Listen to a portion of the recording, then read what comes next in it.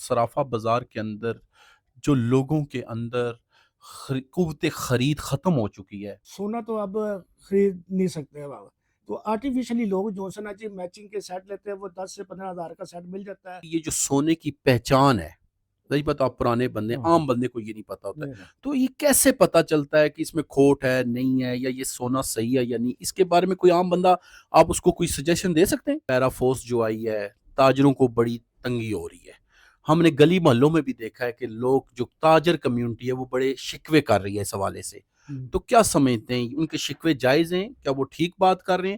کیا واقعی پیرا فورس کی طرف سے لوگوں کو مشکلات کا سامنا کرنا پڑ رہا ہے؟ انفراسٹرکچر پہ بڑا کام ہو رہا ہے اس ٹائم، اور چند لوگ یہ کہتے ہیں جی اس سے کیا ہوتا ہے. اب ایک مخصوص طبقہ ہے، یہ جو قادیانیت کے حوالے سے ایک مخصوص طبقہ کام کر رہا ہے، اور آپ اس کے مقابلے میں ختم نبوت کو پروموٹ کر رہے ہیں. تو ختم نبوت کے حوالے سے مجھے بتائیں کہ کیا اس میں مشکلات بھی آپ کو پیش آتی ہیں؟ ظاہر بات ہے کاز بہت بڑا ہے. دوستو بھائی السلام علیکم، میں آپ کا میزبان راجہ عمران رفیق، اور آج اس وقت میں موجود ہوں صرافہ بازار کے اندر، اور آج میں آپ کی ملاقات کرانے جا رہا ہوں جناب راولپنڈی انجمن تاجران کے وائس پریزیڈنٹ جناب، اور امن اور ختم نبوت کانفرنس کے ممبر، اس کے علاوہ ڈسٹرکٹ امن کمیٹی کے بھی ممبر حاجی عبد المجید صاحب. یہ ایک وقت میں بہت سے شعبوں میں اپنی خدمات سر انجام دے رہے ہیں. صرافہ بازار کے حوالے سے بات کی جائے، چاہے امن کے حوالے سے بات کی جائے، چاہے راولپنڈی کے اندر سیاسی اور سماجی حلقوں میں خدمات کے حوالے سے بات کی جائے، ان کی 40 سے 50 سال کی یہاں پہ محنت شامل ہے. آئیں ان سے بات بھی کرتے ہیں، اور مختلف جو راولپنڈی کے اندر لوگوں کو مسائل ہیں، اس ٹائم صرافہ بازار کمیونٹی کے اندر جو معاملات چل رہے ہیں، اور جو امن کے حوالے سے معاملات ہیں، اس پہ ان سے سیر اصل گفتگو کرتے ہیں. السلام علیکم. وعلیکم السلام جناب عمران صاحب، بہت بہت مہربانی، آپ آئے، آپ نے موقع دیا کہ اپنے دل کی باتیں لوگوں سے شیئر کریں. مجھے سب سے پہلے حاجی صاحب آپ یہ بتائیں کہ ایک وقت میں آپ 3-4 عہدوں پہ کام کر رہے ہیں، اور اس کے علاوہ کاروباری معاملات کو بھی دیکھ رہے ہیں، کیا یہ مشکل نہیں ہوتا؟ عمران صاحب آپ صحیح فرما رہے ہیں. اس میں جو سر جی کبھی امن کمیٹی کے حوالے سے میٹنگ ہوتی ہے، کبھی انجمن تاجران کے حوالے سے ہوتی ہے، کبھی مرکزی میلاد کمیٹی کے حوالے سے ہوتی ہے، کبھی ختم نبوت کے حوالے سے ہوتی ہے میٹنگیں. اس میں مشکلات ہوتی ہے، اور پھر بھی کوشش کر کے نا مینج کرتے ہیں. کہیں ایک آدھا مس ہو جاتا ہے پروگرام، ایک جگہ دو جگہ چلے جاتے ہیں. تو یہ شکر ہے، ہمارا خدمت کا جذبہ ہے، اللہ تعالیٰ وسیلہ سبق بنا دیتے کہ ہم پہنچ ہی جاتے ہیں کہاں کام سے. مجھے سب سے پہلے آپ یہ بتائیں کہ آپ صرافہ بازار میں کتنے ٹائم سے کام کر رہے ہیں، ایک بات. دوسرا، اس وقت صرافہ بازار کے اندر جو لوگوں کے اندر قوت خرید ختم ہو چکی ہے، اور اس کی بنیادی وجہ ریٹوں کی اوپر نیچے ہے یا بہت زیادہ بڑھ جانا ہے، اس حوالے سے آپ مجھے بتائیں کہ صرافہ بازار میں کاروباری طبقے میں جو تاجر کمیونٹی ہے، وہ کیا خوش ہیں یا پریشان ہیں، اور ان کو کیا کیا مسائل ہیں، اور دوسری طرف عوام کو کیا مسائل ہیں، یہ بھی بتائیں. یہ آپ نے یہ بازار کے حوالے سے، سونے کے حوالے سے آپ نے پوچھا ہے. جو بازار کی جو پوزیشن ہے نا اس ٹائم جی، جو کاریگر طبقہ نا وہ ڈل گیا. اچھا جی. سونے کا ریٹ یہ ایک ایک دن میں 10-20 ہزار پہ کبھی اوپر ہوتا کبھی نیچے ہوتا. اس کی وجہ سے کاریگر بالکل ہی فارغ ہو گیا. تو جو کاروباری جو حضرات ہے وہ سونے کی وجہ سے نا پریشان ہو گیا، بہت یہ پریشان. سونے کے ریٹ کو جو چڑھانا یا کم کرنا، کیا یہ پاکستان کے اندر مناپلی ہے، یا یہ انٹرنیشنل سطح پہ مناپلی ہو رہی ہوتی ہے؟ نہیں، یہ انٹرنیشنل سطح پہ ہے، یہ پاکستان لیول پہ نہیں ہے. پاکستان لیول پہ ہو تو ہر بندہ اپنی ساری پراپرٹی بیچ کے سونا لے لے. یہ انٹرنیشنل کا ہے، انٹرنیشنل جو ہے نا اس میں یہ معاملات ہوتے ہیں. مجھے یہ بتائیں کہ کل اور آج کا جو سونے کا ریٹ ہے وہ کیا ہے؟ کل جو ہے نا جی اپنا کہنا 4,30,000 روپے ریٹ تھا جی. جو آج کا جو ریٹ ہے نا وہ 4,00,000 تقریباً 29,000 روپے، 1,000 روپے کا فرق پڑا ہے. تو سر یہ تو ابھی جو 40-50 ہزار روپیہ تنخواہ لینے والا بندہ ہے، وہ تو اپنی بیٹی کے لیے ایک انگوٹھی نہیں بنا سکتا. تو پھر اب یہ کیسے خریداری کی جائے گی؟ یا لوگ جو قوت خرید والے تھے وہ ختم ہو رہے ہیں، تو کیا یہ کاروبار آہستہ آہستہ ختم ہونے کی طرف نہیں جا رہا؟ دیکھو جی، یہ جو سونے کا جو کاروبار نا یہ چلا گیا جی ارب پتی کے پاس، یہ اب کروڑ پتی کے پاس میں نہیں رہا.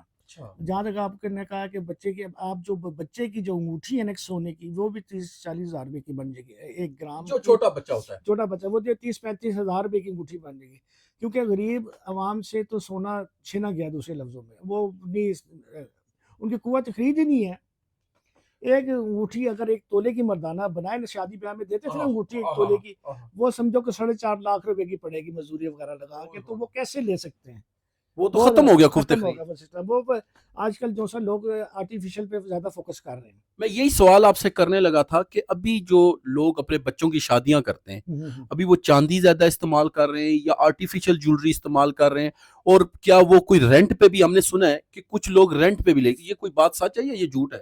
وہ آپ نے صحیح فرمایا اصل جو ہے نا اب میچنگ کا دور چل رہا ہے سونا تو اب خرید نہیں سکتے اب تو آرٹیفیشلی لوگ جو ہے نا جی میچنگ کے سیٹ لیتے ہیں وہ 10 سے 15 ہزار کا سیٹ مل جاتا ہے ان کی شادی بھگت جاتی ہے وہ اگر سونے کا لے تو وہی 10 لاکھ روپے کا 15 لاکھ روپے کا وہ اب افورڈ نہیں کر سکتے عوام جو ہے نا تو اب آرٹیفیشل کی طرف زیادہ تر لوگ آرٹیفیشل کی طرف آ گئے. اچھا میں آخری سوال اس حوالے سے کروں گا کہ مجھے یہ بتائیں کہ یہ جو سونے کی پہچان ہے نہیں پتا آپ پرانے بندے عام بندے کو یہ نہیں پتا ہوتا ہے تو یہ کیسے پتا چلتا ہے کہ اس میں کھوٹ ہے نہیں ہے یا یہ سونا صحیح ہے یا نہیں اس کے بارے میں کوئی عام بندہ آپ اس کو کوئی سجیشن دے سکتے ہیں؟ دیکھو جی آج کل جو ہے جدید دور ہے جیسے خون ٹیسٹ ہوتا ہے نا خون کا ٹیسٹ ہوتا ہے یار یہ اس میں یہ ہے یہ وہ ایسے لیبارٹریاں ہمارے نا بازاروں میں جدید نظام ہو گیا نا لیبارٹری ہمارے بازاروں میں لگ گئی ہیں جیسے خون ٹیسٹ کی لیبارٹری ہوتا ہے ایسے ہمارے سونا ٹیسٹ کی لیبارٹری لگتی ہے اس میں پتہ چل جاتا ہے جی اتنے % سونا ہے اس میں اتنے % ملاوٹ ہے اس میں تو آج کل بڑا آسان ہو یعنی گیا عام بندہ بھی جو سونا لینے آئے گا وہ چیک کروا سکتا ہے. چیک دیکھو اب ہر کسی کو تو نہیں پتا نا کہ یہ وہ دکاندار کے پاس جائے گا وہی چیک کر سکتا ہے. سر وہی میں چاہتا ہوں نا کہ آپ کی وجہ سے عام بندے کو آگاہی ملے. دیکھیں عام بندے کو آگاہی ملنا ہی مقصد ہوتا ہے. بالکل صحیح کیونکہ جس کے پاس بھی جائے گا نا تو وہ اس کو اب پہلے سے زیادہ پیسے مل جاتے ہیں. اچھا اب دکاندار کو بھی پتہ چل جاتا ہے یار اس میں اتنے % ہے تو وہ گاہک کو بھی پتہ چل جاتا ہے کہ اتنے % ہے تو اس میں جو ہے نا گاہک کا فائدہ ہو گیا. تو دکاندار کو بھی اکثر نقصان ہو جاتا تھا جس کو نہیں پتا ہوتا تھا نا ایسے اندازے سے پیسے لگا دیتے تھے تو کل کو اکثر نقصان دکاندار کو ہو جاتا تھا کیونکہ پتہ نہیں چلتا تھا. اب آج کل ذرا جدید نظام ہے تو پتہ چل جاتا ہے کہ نقصان سے ہر بندہ بچ رہا ہے. اچھا مجھے یہ بتائیں یہ جو چاندی ہے اس کا آنے والے وقت میں ریٹ اوپر جانا ہے یہیں پہ رکے گا اور کیا اس میں لوگوں کو انویسٹمنٹ کرنی چاہیے؟ دیکھو چاندی جو ہے نا جی یہ ایک دم 3-4 ہزار روپے تولہ بڑھ گیا ہے. ٹھیک ہے تو دوستوں کی سب کی رائے یہی ہے کہ چاندی اوپر جائے گی اور جس کے پاس کچھ پیسے ہیں تو وہ اللہ کے بھروسے پہ لے تھوڑے بہت انویسٹمنٹ کر لے تو فائدہ ہونے کے ساتھ. دیکھو سونا کہاں سے کہاں چلا گیا یہ 1 سال میں 1.5 لاکھ روپے بڑھ گیا اور چاندی بھی جو ہے نا اب اس لیے اب چاندی کی واری ہے. مجھے حاجی صاحب یہ بتائیں کہ آپ مین مرکز میں بیٹھے ہوئے ہیں یہاں پہ ہم نے لوگوں سے سنا ہے کہ جی پیرا فورس جو آئی ہے تاجروں کو بڑی تنگی ہو رہی ہے. ہم نے گلی محلوں میں بھی دیکھا ہے کہ لوگ جو تاجر کمیونٹی ہے وہ بڑے شکوے کر رہی ہے اس حوالے سے. تو کیا سمجھتے ہیں ان کے شکوے جائز ہیں کیا وہ ٹھیک بات کر رہے ہیں کیا واقعی پیرا فورس کی طرف سے لوگوں کو مشکلات کا سامنا کرنا پڑ رہا ہے؟ بالکل آپ نے صحیح فرمایا جی تھوڑے سے لوگ ڈسٹرب ہوئے ہیں اس کی وجہ سے گورنمنٹ کو چاہیے کہ ایسی پالیسی کرے جس میں تھوڑی سی نرمی ہو کہ عوام جو ہے نا تھوڑا سا ریلیف ملے تو ایک دم اتنی سختی نہیں ہونی چاہیے. بہرحال اپنا کیا نام ہے مریم نواز صاحب ہمارے اپنا وزیر اعلیٰ اچھے کام کر رہی ہے. پنڈی کا نقشہ ہی چینج ہو گیا ماشاءاللہ سڑکوں کے والے سے. میں وہی آپ سے بات پوچھنے لگا تھا کہ صدر میں ہم دیکھ رہے ہیں راجہ بازار میں دیکھ رہے ہیں یعنی کہ راجہ بازار کو بھی وہ جدت کے ساتھ چلانے کی کوشش کر رہے ہیں پھر کمرشل مارکیٹ میں بھی ہم دیکھ رہے ہیں. تو کیا یہ کام اچھے ہو رہے ہیں؟ یہ ابھی وقتی طور عوام کو تکلیف نظر آ رہی ہے اس کے جو ہے نا جی فائدے بعد میں نظر آئیں گے. جیسے کمرشل مارکیٹ ہو گیا راجہ بازار ہو گیا اور یہ اپنا کچہری چوک ہو گیا یہ وقتی طور پریشان لوگ ہو رہے ہیں. یہ اس کا انشاءاللہ بڑا فائدہ پہنچے گا آنے والے وقت میں نا لوگ بڑی سہولت ہو جائے گی لوگوں کو بڑا ٹائم کی بچت ہوگی اور اچھے طرح زندگی گزاریں گے.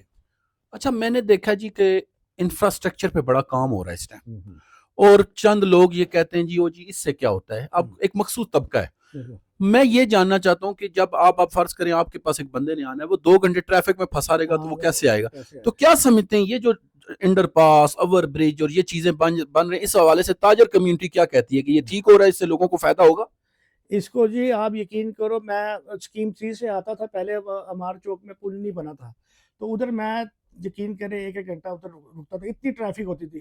تو وہ جب بنا نا انٹر پاس امار چوک اللہ، تو ماشاءاللہ میں 10 منٹ میں ادھر سے ادھر پہنچ جاتا ہوں. یعنی ٹائم اور فیول دونوں چیزوں کی بچت. دونوں چیزوں کی، ٹائم بھی اور پیٹرول کی بھی بچت، دونوں کی بچت ہے. ایسی جگہ کچہری میں بن رہا ہے، یہ بھی ماشاءاللہ اس سے بہت فرق، عوام کو بہت ٹائم کی بھی بچت ہوگی اور پیٹرول کی بھی بچت ہوگی. اچھا عائشہ مجھے یہ بتائیں کہ کچھ عرصہ پہلے انڈیا کے حوالے سے آپ نے دیکھا پاکستان نے بڑا اچھا مارکا مارا اور اس کی وجہ سے پوری دنیا ہمارے ساتھ جڑ گئی ہے.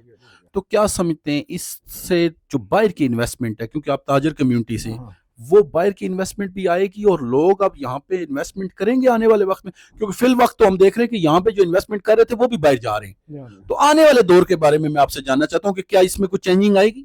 یہ انشاءاللہ جی اللہ پہ امید ہے، انشاءاللہ آنے والے وقت میں انشاءاللہ یہ دبئی بن جائے گا. انشاءاللہ آنے والے وقت میں لوگ کا رجحان سارا پاکستان کی طرف ہوگا. تو انشاءاللہ اللہ تعالیٰ اچھا کرے گا، بہت اچھا کرے گا انشاءاللہ. اب یہ وقتی طور نظر نہیں آ رہا نا ہمیں، یہ کچھ ٹائم وقت لگے گا تو انشاءاللہ لوگ نوکری یہاں کرنے آئیں گے، یہاں پہ نوکریاں لینے کے لیے آئیں گے انشاءاللہ. اچھا مجھے تھوڑا سا یہ بتائیں کہ ختم نبوت کا بھی آپ ممبر ہیں، اس کا بھی آپ لوگوں نے بیڑا اٹھایا ہوا ہے. یہ جو قادیانیت کے حوالے سے ایک مخصوص طبقہ کام کر رہا ہے اور آپ اس کے مقابلے میں ختم نبوت کو پروموٹ کر رہے ہیں، تو ختم نبوت کے حوالے سے مجھے بتائیں کہ کیا اس میں مشکلات بھی آپ کو پیش آتی ہیں؟ ظاہر بات ہے کاز بہت بڑا ہے، یہ تو ایک ایسا کاز ہے جو قیامت تک جاری رہے گا. تو اس حوالے سے مجھے تھوڑا سا بتائیں اور لوگوں کو بتائیں کہ وہ کیوں اس میں شامل ہوں. یہ بتائیں کہ کیوں اس میں شامل ہوں. دیکھو جی، ہمارے حضور پاک صلی اللہ علیہ وسلم آخری نبی ہے، ان کے بعد کوئی نبی نہیں آنا. تو آپ یقین کریں کئی دیہات ایسے ہیں، کئی علاقے ایسے ہیں جس میں پتہ ہی نہیں کہ آخری نبی ہے یا نہیں ہے. اس طرح کے لوگ باتیں کرتے ہیں. الحمدللہ جی ہمارا ہر سال جو سا جی لیاقت باغ میں جو سا ختم نبوت کے حوالے سے ہمارا جلسہ ہوتا ہے، وہ پوری دنیا آئی ہوئی ہوتی ہے. اور ہمارا جو سا نا جی راولپنڈی کے ہر بازار میں، ہر شہر میں، یعنی کہ آواز لگتی ہے جب لیاقت باغ میں پروگرام ہوتا ہے نا جی ختم نبوت کے حوالے سے. تو ہماری ٹیم ہے انجمن تاجران کی، جتنے ارشد وان، ملک ارشد وان ہو گئے، ہماری ٹیم پوری ساتھ جا کر جی ہر بازار میں جا کے آواز لگاتے ہیں جی فلانی تاریخ کو جو سا جی لیاقت باغ میں جلسہ ہے. تو آپ لوگوں نے سب نے آنا اور آپ نے اپنے گھر والوں کو، سب بچے سے لے کے بڑے کو، سب کو بتانا کہ حضور صلی اللہ علیہ وسلم آخری نبی ہے اور اس میں آپ نے سب نے حصہ لینا لیاقت باغ میں. تو الحمدللہ لیاقت باغ میں، اسلام آباد میں، جہاں بھی ختم نبوت کے حوالے سے پروگرام ہوتا ہے تو ہماری انجمن تاجران کے حوالے سے ہم سب جگہ حاضری لگاتے ہیں. اللہ تعالیٰ ہماری حاضری قبول فرمائے اور آخرت کا نجات کا ذریعہ بنے ہمارا. عائشہ مجھے ایک بات یہ بتائیں، ختم نبوت کی بات چل رہی تھی، ہمارے معاشرے میں ایک طبقہ ہے جو ٹک ٹاک، فیس بک اور یوٹیوب کے اوپر بڑی بے حیائی کو فروغ دے رہا ہے اور بڑی تیزی سے یہ چیز ہمارے بچوں تک آ گئی. بعض لوگ کہتے ہیں اس پہ ڈسکس نہیں ہونا چاہیے، جبکہ آج 4 سال کے بچے نے بھی موبائل اٹھایا ہوا ہے، گیمز کھیل رہا ہے یا کوئی، اور گیمز کے اندر بھی بے حیائی آ رہی ہے. تو اس کے حوالے سے آپ کیا کہیں گے؟ یہ جو بچے موبائلوں کے اوپر غلط ویڈیو ڈال رہے ہیں اور جو ہماری معاشرے کی، اسکولوں کی، کالجوں کی بچیوں کو خراب کر رہے ہیں، اس حوالے سے آپ کیا، کیونکہ ظاہر بات ہے آپ تو ماشاءاللہ اس کے ساتھ جڑے ہوئے ہیں شعبے کے ساتھ، تو اس حوالے سے مجھے بتائیں کہ آپ اپنے بچوں کو کیا میسج دیں گے؟ دیکھو جی میں ہر ماں باپ کو جو سا نا پیغام دیتا ہوں، آپ جو نا بچوں کی تربیت کریں، کیونکہ ہماری لوگوں کی تربیت نہیں ہوئی بھی. یہ بڑی پوائنٹ ہے. ہم نے تعلیم تو دے دی ہے، تربیت نہیں دی ہے. ہمیں چاہیے تربیت چاہیے، ہر گھر میں ہر بچے کو تربیت چاہیے. جب تک تربیت نہیں ہوگا آپ ایم اے بی اے جتنا مرضی پڑھا لیں کسی کام کا. ہم نے دین کی بیسکس پتہ ہونی چاہیے. ہاں دیکھو جی جو بیس ہے نا ہماری تربیت ہے. جب ہماری تربیت ہوگی نا تو ان پڑھ بھی ہوگا، وہ ایک آواز سے آپ کا ہر کہنا مانے گا، ہر بات کو سمجھے گا. تو اللہ تعالیٰ ہمیں جو سنا سب کی تربیت اللہ تعالیٰ کرے، کیونکہ بغیر تربیت کے ہم کچھ نہیں ہیں. میں تو ایسا یہ سمجھتا ہوں کہ پراپر اسکول میں، کالج میں، یونیورسٹیز میں 2 چیزیں، ایک ختم نبوت پہ اور دوسرا بچوں کو یہ بتایا جائے کہ یہ جو بے حیائی ہے یہ جہنم کی آگ کی طرف لے کے جائے گی. تو یہ 2 چیزیں ہونی چاہیے. اس بارے میں آپ کیا کہتے ہیں؟ میں بالکل آپ کی بات کی تائید کرتا ہوں. ہمارے اسکول سے سمجھے ایک گھر اور ایک اسکول، یہ 2 ہماری بیس ہے. اگر ہم گھر میں یہ چیز کو فروغ دیا جائے اور اسکولوں میں اگر یہ چیزیں کیا جائے، بچوں میں تھوڑی سی تربیت کی جائے نا، تو ایک وقت آئے گا ہمارا ملک چاند کی طرح روشن ہوگا۔ عائشہ مجھے یہ بتائیں کہ یہ جو تاجر کمیونٹی ہے اس کا آپ حصہ بھی ہیں، کیا ان کے اندر بھی کوئی دھڑے بازی ہے، کوئی ان کے اندر بھی اختلافات ہوتے ہیں یا سموتھ چلتی رہتی ہیں یہ تاجر کمیونٹی آپ کی؟ دیکھو جی، جو ہمارے جو انجمن تاجران کے نا جی 3 دھڑے ہیں، ٹھیک ہے، اس میں 3 دھڑے ہیں راولپنڈی میں، ایک ملک ارشد وان ہے، اور اپنا کا صدر ہے ملک ارشد وان، اور میں نائب صدر ہوں۔